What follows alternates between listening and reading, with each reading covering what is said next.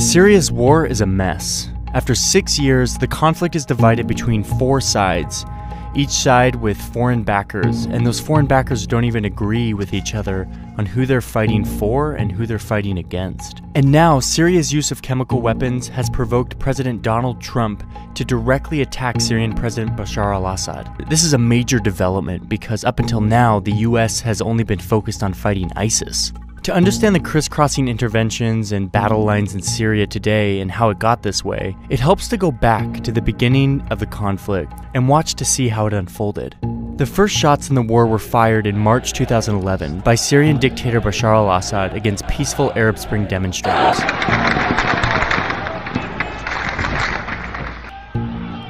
In July, the protesters start shooting back, and some Syrian troops even defect from the Syrian army to join them. They call themselves the Free Syrian Army, and the uprising becomes a civil war.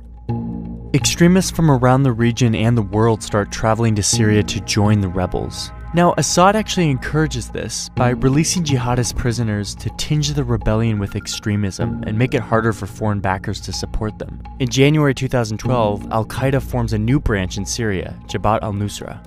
Also around that time, Syrian Kurdish groups who had long sought autonomy take up arms and informally secede from Assad's rule in the north. That summer is when Syria becomes a proxy war. Iran, Assad's most important ally, intervenes on his behalf, and by the end of 2012, Iran is sending daily cargo flights and has hundreds of officers on the ground.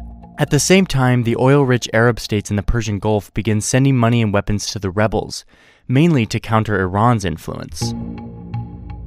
Iran steps up its influence in turn in mid-2012 when Hezbollah, a Lebanese militia backed by Iran, invades to fight along Assad.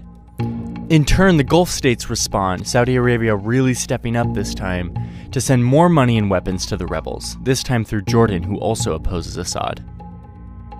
By 2013, the Middle East is divided between mostly Sunni powers generally supporting the rebels and Shias generally supporting Assad.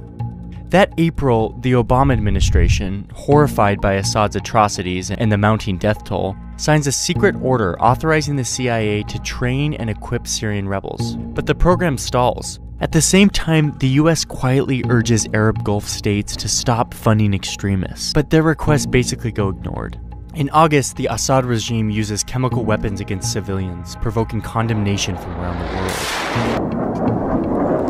Men, women, children lying in rows, killed by poison gas. It is in the national security interests of the United States to respond to the Assad regime's use of chemical weapons through a targeted military strike.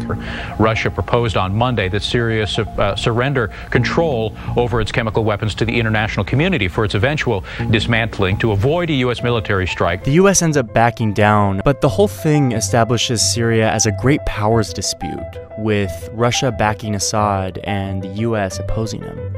Just weeks later, the first American CIA training in arms reached Syrian rebels. The U.S. is now a participant in the war. In February 2014, something happens that transforms the war. An Al-Qaeda affiliate based mostly in Iraq breaks away from the group over internal disagreements. The group calls itself the Islamic State of Iraq and Syria, or ISIS, and it becomes Al-Qaeda's enemy. ISIS mostly fights not Assad, but other rebels and Kurds, carving out a mini-state it calls its caliphate.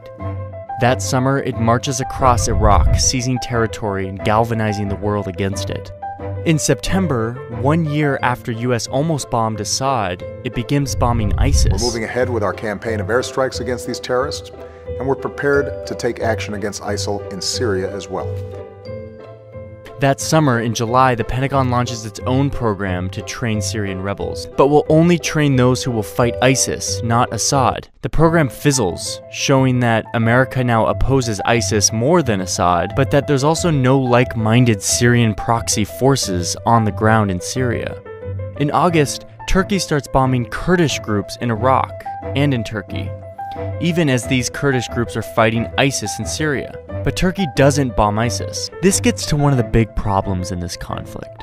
The US sees ISIS as its main enemy, but the US's allies like Turkey and a lot of Middle Eastern states have other priorities. This makes for a lot of unclear and confusing alliances. The next month, in September, Russia intervenes on behalf of Assad, sending a few dozen military aircraft to a long-held Russian base in the country. Russia says it's there to bomb ISIS, but in fact only ends up bombing anti-Assad rebels, including some backed by the US. The next year, Donald Trump wins the White House, vowing to stay out of Syria and signaling that Assad should be able to stay in power. At the end of 2016, Assad, helped by Russian air power and Iranian-sponsored militias, retakes the Syrian city of Aleppo, knocking the rebels out of their last remaining urban stronghold. Then, in spring 2017, Assad once again uses chemical weapons against his people, killing 85, including 20 children. Back in the US, Trump says his attitude towards Syria and Assad has, quote, changed very much due to the attacks. He vows to respond, and within just a few days, the White House launches dozens of Tomahawk missiles that strike an airbase in Syria. This is the first time the United States has directly attacked the Assad regime, and this adds yet another crisscrossing complication to the already multi-dimensional civil war. So as it stands now, Syria is in ruins. Even as Assad recaptures land, the rebellion perseveres, and with outside countries fueling each of the groups, it's clear that there's still no end in sight.